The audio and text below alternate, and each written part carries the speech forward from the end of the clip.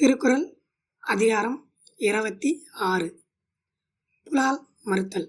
அதாவது மாமிசம் உண்ணாமல் இருப்பதனால் ஏற்படும் பலன்கள் என்னென்ன அப்படிங்கிறத தான் நாம் இந்த வீடியோவில் பார்க்க போகிறோம். குறள் 1.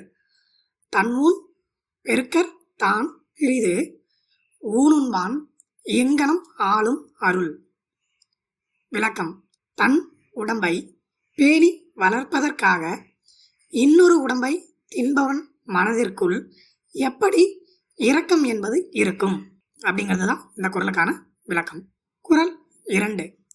பொருளாட்சி போற்றாதார்க்கு இல்லை, அருளாட்சி ஆங்கில்லை ஊன் தின்பவர்க்கு.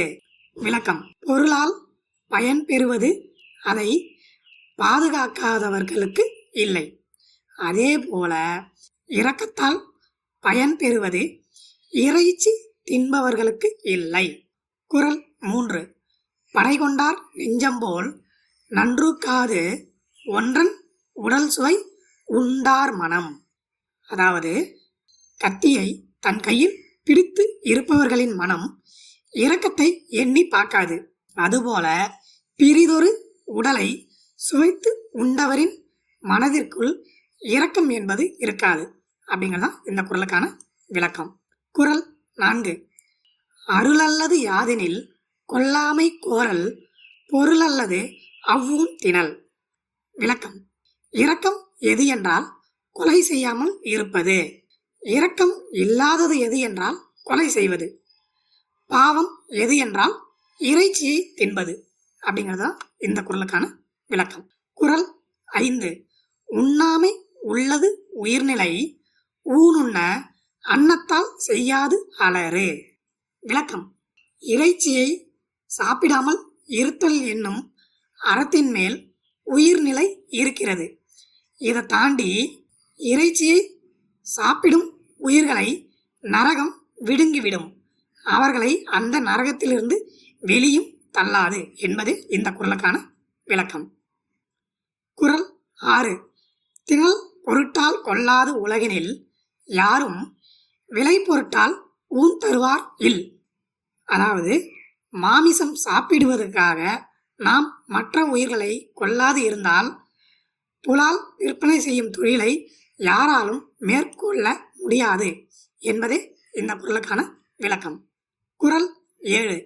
உண்ணாமை வேண்டும் புலால் பிறிது ஒன்றன் புன்னது உணர்வார் பெறின். விளக்கம். புலால் உண்ணாமல் இருக்க வேண்டும், அதாவது மாமிசம் சாப்பிடாம இருக்கணும். ஆராய்ந்து அறிவாரை பெற்றால் அப்புலால் வேறொரு உயிரின் வீண் என்பதை உணரலாம். குறள் 8. செயிரின் தலைப்பிரிந்த காட்சியார் உண்ணார் உயிரின் தலைப்பிரிந்த ஊன்.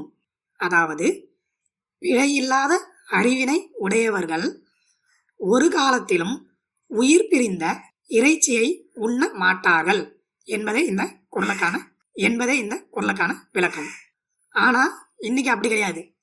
எல்லாருமே நான்வெஜ் சாப்பிட்றாங்க. அதுக்காக அவங்க கிட்ட இரக்கம் இல்லை அப்படின்னு நம்மளால சொல்லிட முடியாது. குறள் 9. அவிசொரிந்து 1000 வேட்டலின் ஒன்றன் உயிர் செகுத்து உண்ணாமை நன்று. விளக்கம். மந்திரம் சொல்லி தேவர்களுக்கு தீயில் போட்டு 1000 வேள்வி செய்வதை காட்டிலும் ஓர் உயிரை போக்கி அதன் உடம்பை நாம் உண்ணாமல் இருப்பது மிகவும் நல்லது என்பதே இந்த குறளுக்கான விளக்கம். குறள் 10. கொல்லான் புலாலை மறுத்தானை கைகூப்பி எல்லா உயிரும் தொழும். விளக்கம். எந்த உயிரையும் கொல்லாதவனாய் இறைச்சியை தின்ன மறுத்தவனாய் வாழ்பவனை அனைத்து உயிர்களும் கையெடுத்து கும்பிடும் என்பதே இந்த குறளுக்கான விளக்கம். திருக்குறள் அதிகாரம் 26 இருக்கிற அனைத்து குறள்களையும் நாம இன்னைக்கு இந்த வீடியோவில் பார்த்தோம். தொடர்ந்து அனைத்து அதிகாரங்களும் ஒன்றன் பின் ஒன்றாக பதிவிடப்படும். நன்றி, வணக்கம்.